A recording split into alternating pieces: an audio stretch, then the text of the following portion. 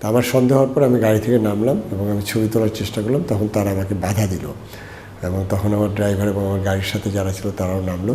তখন আমরা তাদেরকে চার্জ করলাম যে আপনাদের এলপিজি নেই, অথচ আপনারা এই সিলিন্ডারে গ্যাস ভরে আপনারা এটা মার্কেটিং করছেন, তাই এটা তো চরম অন্যায়। গত 20 তারিখে একটি কাজে সিরাজগঞ্জ থেকে আমি পাবনায় যাচ্ছিলাম।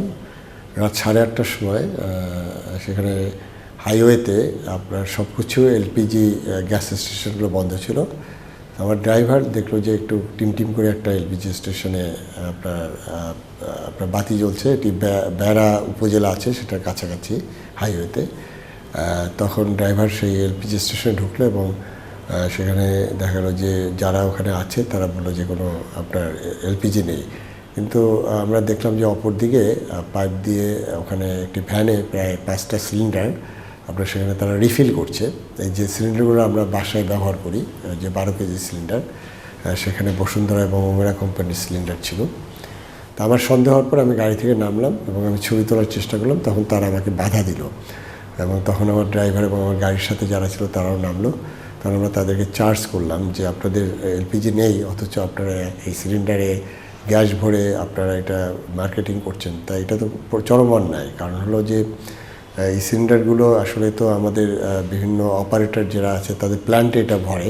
তো এটা হলো একটা যে কোনো সময় এটা বিস্ফোরণ হতে পারে, এটি যেমন একটা বিষয় থাকে, মানে যে কোনো সময় একটা অ্যাক্সিডেন্ট হতে পারে। আর একটা হলো যে তারা যেটা করছে সেটা হলো ক্রিমিনাল অফেন্স, অর্থাৎ এখান থেকে ভরে তারা যেটা হয়তো কেজি ওখানে 70 টাকা করে, তাহলে হয়তো 7 কেজি 8 কেজি ভরে সেটা তারা আবার বাজারে 2300-2500 টাকা করে বিক্রি করছে। তা তখন আমি তাদেরকে চ্যালেঞ্জ করার পরে তারা অনেকেই পালিয়ে গেল। তার ভ্যান সহ আমরা ওই সিলিন্ডার ওগুলো আমি ওখানে সেখানে আমরা আমাদের হেফাজতে রাখি এবং আমি তখন সংশ্লিষ্ট বেড়া থানার ইউনো এবং এসিল্যান্ডকে কল করলে তারা আসে এবং পুলিশ এসে তাদেরকে নিয়ে যায়। এবং আমি বিষয়টি এনার্জি রেগুলেটরি কমিশনের চেয়ারম্যানের কাছে জানিয়েছি। তখন তৎক্ষণাৎ তখন ফোন দিয়ে এবং আমি পরবর্তীতে জ্বালানি সচিবকে জানালাম এবং আমি যেটুকু খবর পেয়েছি পরের দিন আমাদের রাজশাহী থেকে জ্বালানি পরিদপ্তরের বিস্ফোরক পরিদপ্তরের কর্মকর্তারা এসে সেই পাম্পটা সিলগালা করে দিয়েছে এবং তাদের বিরুদ্ধে আমরা বলেছিলাম যে একটি ফৌজদারি অপরাধে মামলা করার জন্য, বাট এটি ফলো আপ নেওয়া হয়নি। তো বিষয়টা হলো যে আমাদের এলপিজি নিয়ে যে ঘটনাগুলো ঘটলো এখানে, এই যে কতিপয় অসাধু ব্যবসায়ী এবং পাম্প থেকেও আপনার যেটা গাড়িতে না দিয়ে এটা হলো আপনার গ্যাসের সিলিন্ডার রিফিল করছে, যেটা বলবো যে এটা মারাত্মক আপনার একটা যে কোনো সময় একটা বিস্ফোরণ হতে পারে যেমন একদিকে, আর একটা হলো যে মাত্র 600-700 টাকার সিলিন্ডার ভরে তারা 2400-2500 টাকায় বিক্রি করছে। সেখানে দুটো বিষয়, একটা হলো যে তারা তাদের যে লাইসেন্স নিয়েছে সেই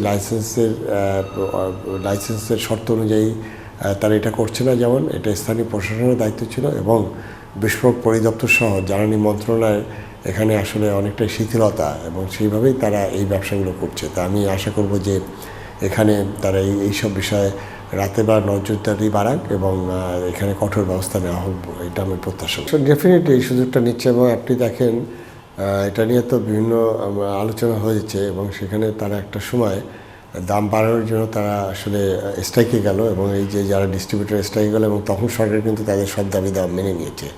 তো আমার প্রশ্নটা হলো সরকার নির্ধারণ করে যে একটা প্রক্রিয়ার মধ্যে এবং সেখানে গণশুনানি হয়, সব পক্ষে শোনা হয়, তারপরেও যখন 700, 800, 1000, 1200 টাকা বেশি দামে নিচ্ছে, এটা টোটালি আসলে ডিস্ট্রিবিউশন চ্যানেলে তারা আমদানির কমের অজুহাত দেখিয়ে তারা এটা করছে।